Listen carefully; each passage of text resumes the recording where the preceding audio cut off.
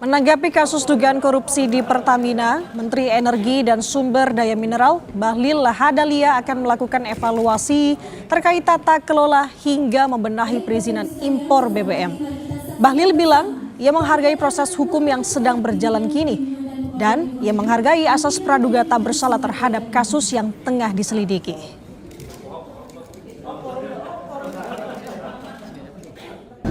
Memang saya kan jujur katakan dari awal bahwa begitu saya masuk ke Kementerian SDM, saya melihat ini maka perlu adanya perbaikan penataan. Nah makanya sekarang di izin impor kita terhadap BBM tidak 1 tahun sekaligus.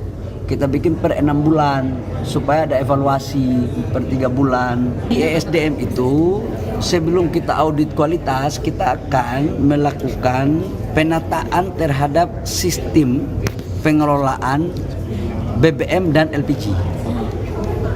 Kenapa? Karena memang harus kita tata. Kalau tidak kita tata, ya begini terus.